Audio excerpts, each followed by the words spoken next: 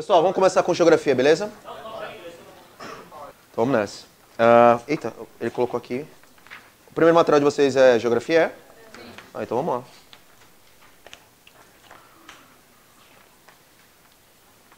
Deixa eu ver aqui. Vamos nessa. Então, pessoal, boa tarde. Né? Vamos começar aí com a nossa aula de revisão para a Polícia Militar de Alagoas, da banca CESP aí, né? Do dia 29, não é isso a prova? Bom, tá chegando o dia aí, vamos fazer uma revisão aí de geografia no primeiro momento e vamos fazer de direitos humanos no segundo momento, tá?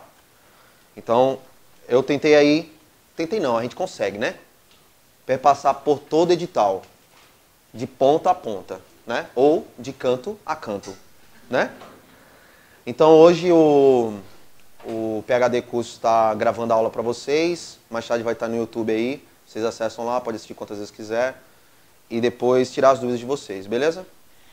Bom, a gente vai começar com geografia, depois lá no finalzinho eu vou trabalhar com geografia de Alagoas, e umas últimas questõezinhas aí a gente vai ver um pouquinho de atualidades também, beleza?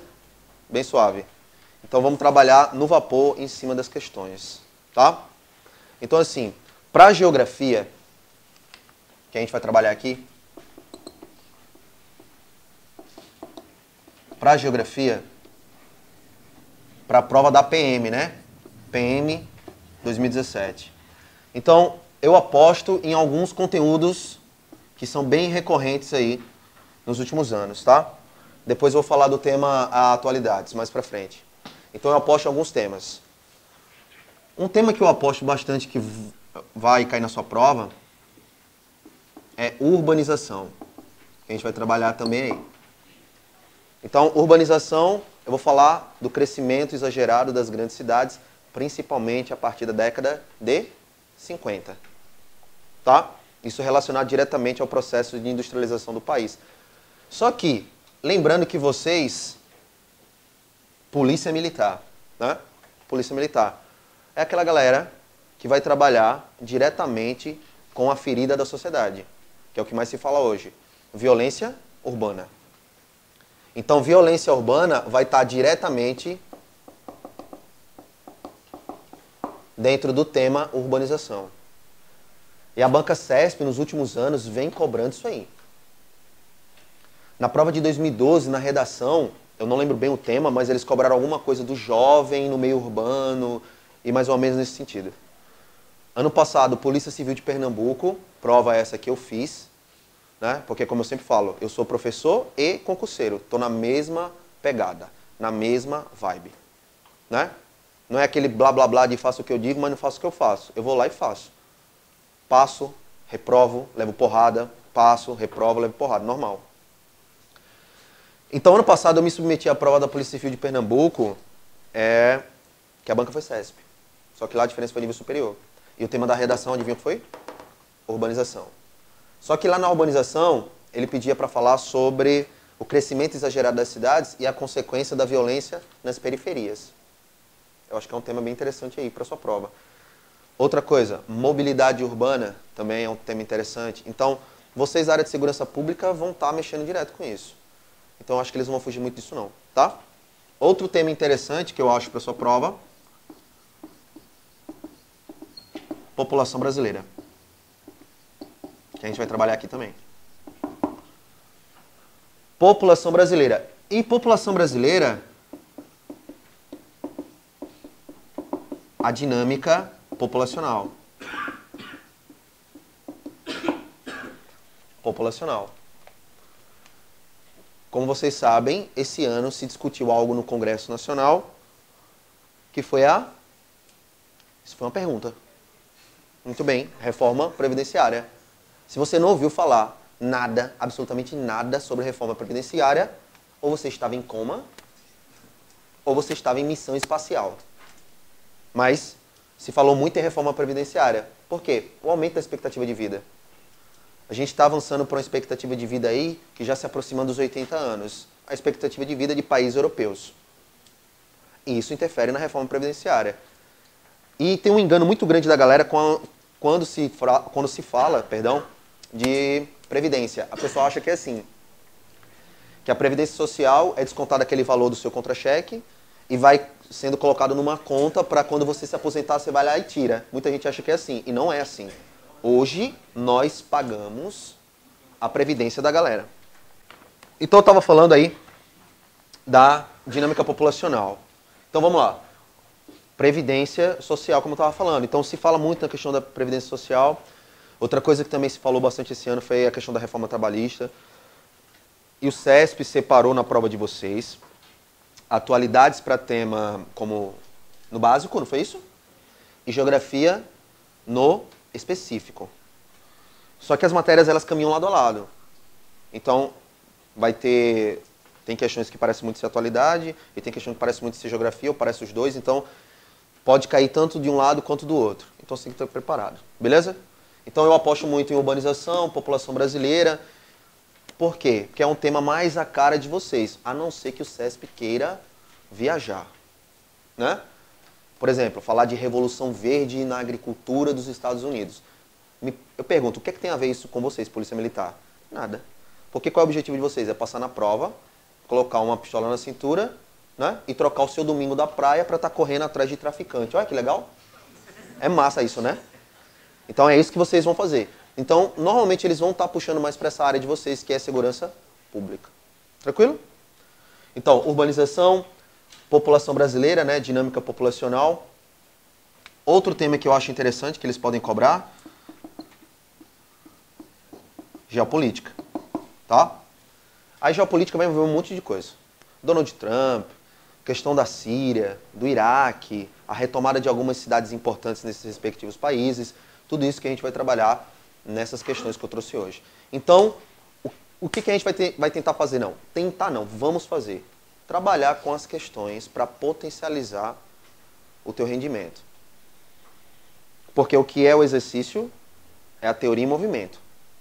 Então, você que vai para a prova é mais um exercício, é mais um simulado só, velho. Mais nada.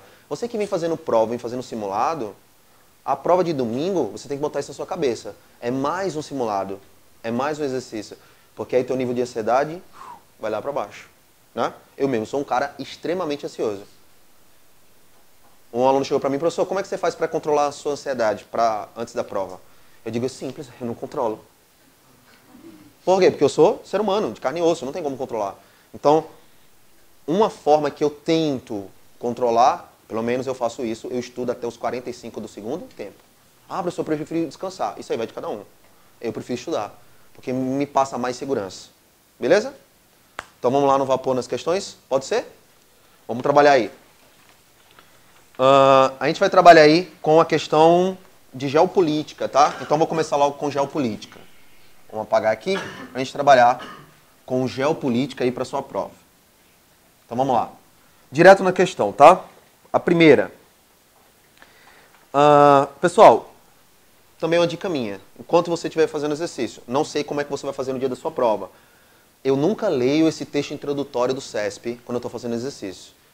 De várias matérias, principalmente nas partes de direito e geografia mais ainda. E atualidades. Porque muitas vezes é só blá blá blá. É só encheção de linguiça. Por que isso, por que aquilo, porque a esfera de Júpiter, de acordo com a rebiboca da parafuseta do fusível, julgue certo ou errado. Não vai te ajudar em nada na questão. Normalmente eu vou para o comando da questão direto. Beleza? É o que a gente vai fazer aqui hoje. Então vamos lá. Ele diz assim, ó. Os processos de detecção remota alteraram consideravelmente o conceito de soberania, dando novas dimensões e possibilidades à geopolítica. E aí? A questão está o quê? Certa ou certa? Certo. Então, olha só. Ele falou aí sobre geopolítica. Geopolítica. E a questão da soberania, beleza? Na geopolítica, ele falou que as fronteiras, elas podem ser perpassadas, elas podem ser analisadas mesmo sem o cara estar lá. Através de quê? De técnicas de mapeamento, velho. Técnicas de mapeamento. Eu vou citar duas. Isso é uma característica da geopolítica. Isso, é claro, foi acentuado pós Segunda Guerra Mundial e principalmente no período de Guerra Fria. Vocês estão lembrados de Guerra Fria, né? Estados Unidos de um lado, União Soviética do outro. Estado de tensão permanente entre o bloco capitalista, Estados Unidos, e o bloco socialista, União Soviética. Não vou falar sobre toda a Guerra Fria, porque senão a gente ia ficar aqui horas e horas falando sobre isso. Beleza? Mas técnicas de mapeamento foram desenvolvidas primeiramente para a prática da guerra.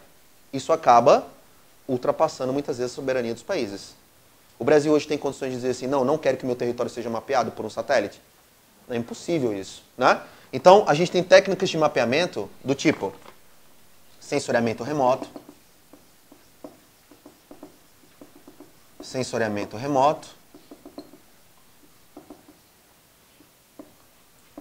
e o GPS, do inglês Global Position System ou Sistema de Posicionamento Global. Tudo isso daqui está relacionado diretamente com as técnicas de mapeamento e a geopolítica, ou seja, a disputa bélica internacional. Muitas dessas técnicas foram desenvolvidas, por exemplo, por Estados Unidos e a ex-União Soviética, ou simplesmente União das Repúblicas Socialistas Soviéticas. Beleza até aí? Tranquilo na questão? Pessoal, o que é que vai te ajudar muito nas questões, principalmente nessa prova da CESP, Polícia Militar ou qualquer outro concurso que você esteja fazendo, ou vá fazer, né? Interpretação. A língua portuguesa ajuda demais. O que é que atrapalha? A sua viagem em cima da questão. Não viaje. Porque qual é a tendência que a gente tem quando vê lá o nome CESP e como o CAIE, professor de português, fala SEBRASP, né? Qual é a tendência? A questão vem tão certa, aí você diz, não é possível. Né? Não é possível. Não, pelo amor de Deus, CESP, certinho desse jeito, tá certo, mas eu vou botar errado só porque é CESP. Né? E a questão, muitas vezes, ela é direta, ela é objetiva. Ela só está dizendo assim, meu amigo, marque. E só. Beleza? Vamos avançar aí. Vamos lá para nossa segunda questão. A segunda questão, como vocês estão vendo aí, ela tem um texto grande e denso, né? Sobre uma situação geopolítica importante que aconteceu em 2016. Eu vou apagar aqui e vou utilizar as partes do quadro, que fica melhor, né? Então ele falou o seguinte, vamos lá na questão. Ele disse o seguinte, a crise dos refugiados, a imigração, a islamização da Europa e o radicalismo, a xenofobia e a crise econômica são elementos recorrentes do discurso de partidos políticos conservadores e grupos de extrema direita, que defendem, entre outras causas, a Europa para os europeus. O fechamento das fronteiras aos refugiados e a saída de países da União Europeia, resultando, por exemplo, no que ficou conhecido como Brexit, não é isso? Ou Brexit, não é isso que está escrito aí? Vamos lá, como Brexit. Então, olha só, a questão está o quê? Certa ou certa? Certíssima. Islamização da Europa, crise dos refugiados, isso foi algo bastante discutido esse ano, tá? Então, um tema muito recorrente esse ano foi a União Europeia. Beleza? O tema discutido, Brexit, saída do Reino Unido da União Europeia. Estão lembrados disso? Beleza? Quais os países que compõem aí? Quais os países que compõem o Reino Unido? Só para a gente lembrar, tá? Países que compõem o Reino Unido. Então, Irlanda do Norte,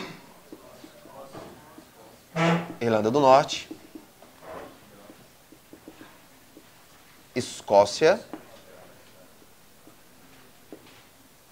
País de Gales e Inglaterra. Beleza? Então, esse ano se falou bastante dentro do bloco da União Europeia sobre o Brexit, ou a saída do Reino Unido da União Europeia. Foi o termo utilizado. Isso aqui, esse BR faz referência ao Reino Unido, e exit, né? Ou exit, ou do jeito que você quiser falar, saída do Reino Unido. Através de quê? De votação, referendo. A população foi às urnas e disse assim, não, a gente quer sair da União Europeia. Beleza? Quais os argumentos e quais os motivos para a saída do Reino Unido da União Europeia que eles utilizam? Primeiro, desvantagens econômicas, né? Desvantagem econômica. E segundo, a vulnerabilidade das fronteiras, tá? A vulnerabilidade das fronteiras. Vulnerabilidade das fronteiras. Porque uma das características da União Europeia é a livre circulação de pessoas. Ok? Livre circulação de pessoas. Então, a vulnerabilidade das fronteiras também é um dos argumentos utilizados por eles. Ou seja, o medo de quê? De um ataque terrorista, né? Do terrorismo. Também dentro do território. São esses motivos? Não, existem outros motivos.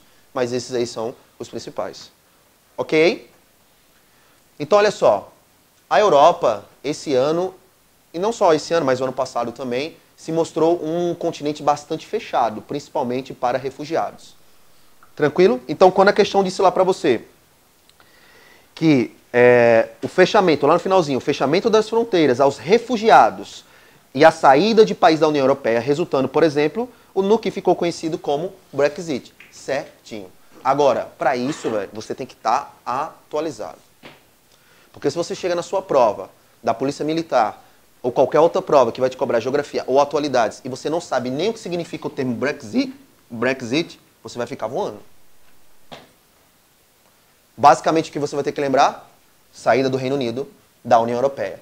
Houve a votação, beleza. Os caras saíram assim, papuf. Não, eles têm 2 anos para que ocorra as devidas adaptações, conforme o artigo 50 do Tratado de Lisboa.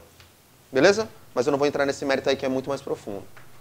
Que, na verdade, isso aí foi cobrado, por exemplo, esse ano, numa prova de diplomata. E prova de diplomata, como vocês sabem, é nível, né, estratosférico, nível hard. O cara que passa na prova de diplomata é o próprio Lúcifer. Na verdade, o cara tem que ser bom, velho. Para passar em diplomata, o cara tem que ser bom. Eu mesmo, se eu passasse uma prova de diplomata, eu não ia olhar para ninguém mais, né?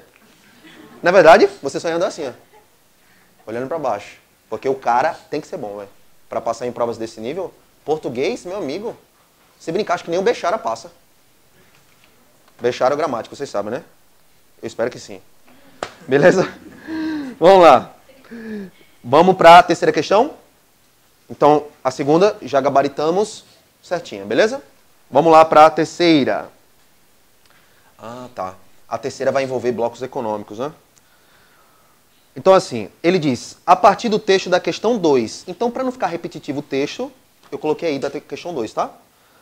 A partir do texto da questão 2, julgue o item. Beleza, vamos lá.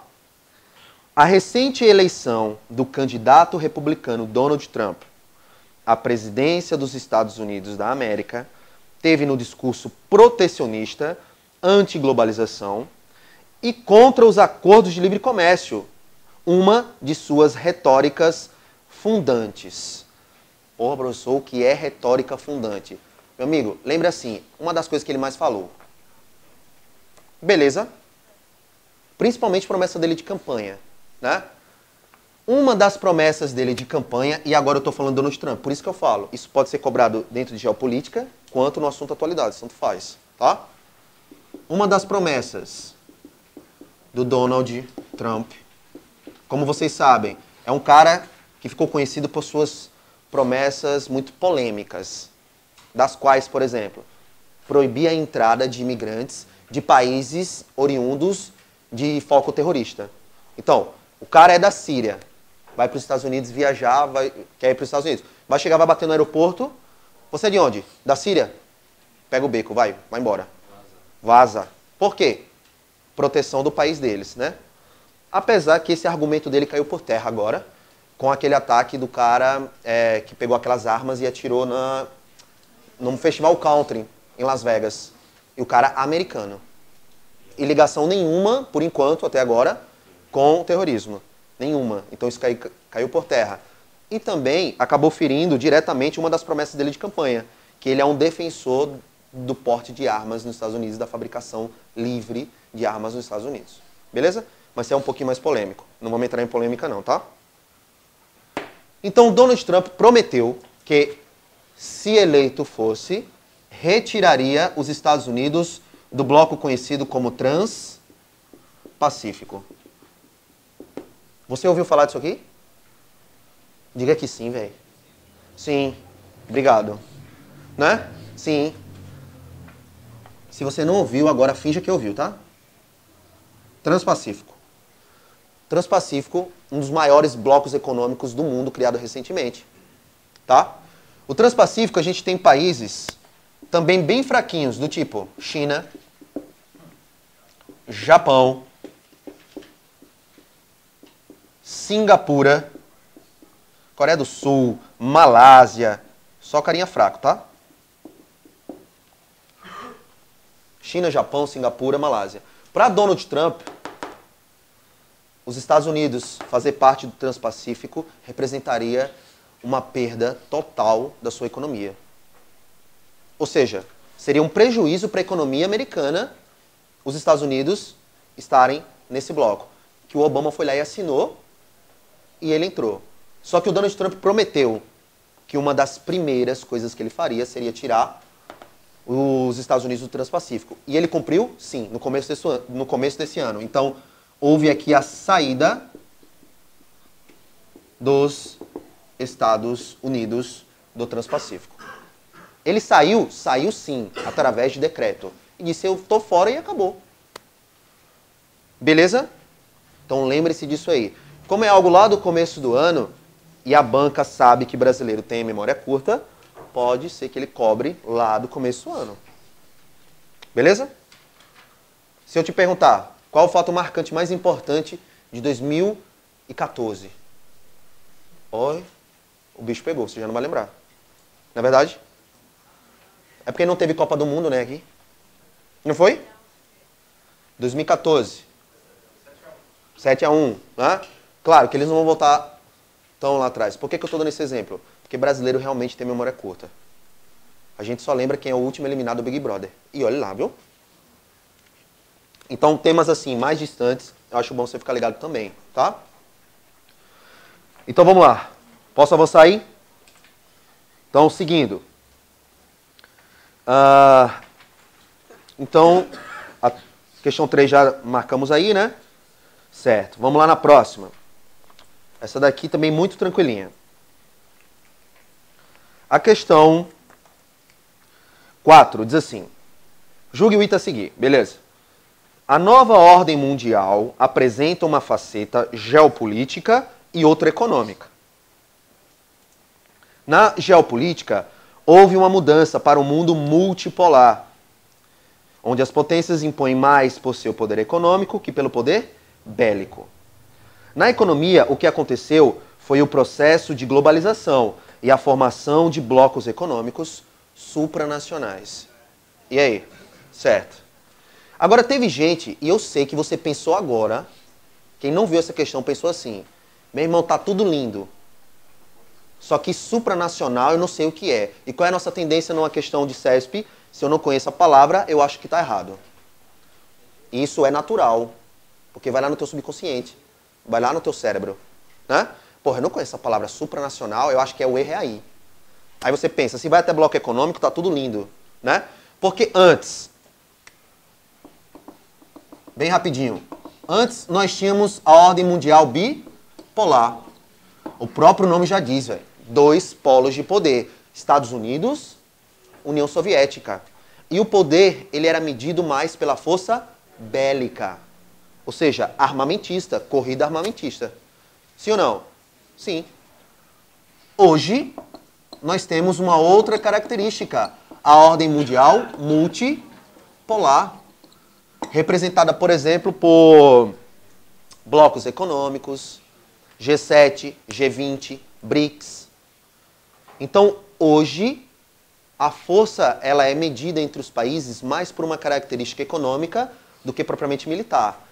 Mas não esqueça, a força bélica e militar ela ainda é vigente, ela é válida, mas não é tão forte como era no período da Guerra Fria. Beleza? Tranquilo? Aí você viu lá na questão esse nome miserável aqui, supranacional. Supranacional. E ele faz uma menção supranacional a blocos econômicos, sim ou não? Eu vou falar de um bloco econômico que é uma superpotência e só tem superpotências econômicas. Mercosul. Só tem país poderoso, tipo Paraguai, Uruguai, Brasil e Argentina. Né? Só país top. Por exemplo, o Mercosul, ou o Mercado Comum do Sul. Qual é a ideia do Mercosul? É você abranger o mercado internacional. Vou falar mais fácil. Meu irmão, é você conquistar outros mercados além do seu país. Ou seja, além das fronteiras nacionais. Supranacional. Então a questão está certa ou está certa? Certíssima. Beleza? Deu para entender a ideia? Teve gente que ficou aí, porra, supranacional, o que é isso, velho? O que é isso? Eu não sei, então tá errado. Não vá nessa onda não, viu? Pelo menos tente interpretar o máximo possível. Tranquilo? Vamos lá. Vocês me entenderam, velho? Entenderam, né? Não fique me olhando com cara de paisagem não, viu? Vamos lá na quinta. Também sobre blocos econômicos, tá? Que tá no seu edital. Ele diz assim, ó. Nos últimos anos 80, os presidentes George Bush, dos Estados Unidos, e Carlos Salinas, do México, estabeleceram um acordo comercial mais profundo entre os dois países, criando uma união aduaneira, dando origem ao NAFTA. Olha só, cuidado com essa questão. Ela parece que está certa. E realmente, o NAFTA é Acordo de Livre Comércio da América do Norte, que vai envolver Estados Unidos, México e Canadá.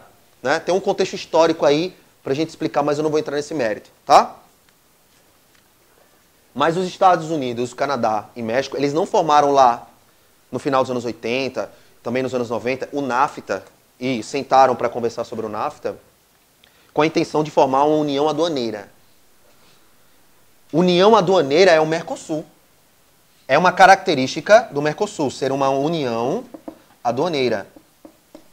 Então o erro da questão está em dizer que o NAFTA é uma união aduaneira. O NAFTA é uma zona de livre comércio e só. Tá, professor, e qual é a característica de uma união aduaneira, por exemplo, como o Mercosul? Oi? A gente tem livre circulação, né? Nós temos também livre circulação de pessoas e tal, mas a característica principal e marcante é a adoção de uma TEC. O que é a TEC? Tarifa Externa Comum. É típico do Mercosul. Os países adotam uma tarifa externa comum. É a mesma tarifa adotada tanto para exportação quanto para importação dentro do bloco. Professor, mas o que é que eu preciso saber? O que é uma tarifa externa comum? É uma tarifa externa comum. É isso que você precisa saber.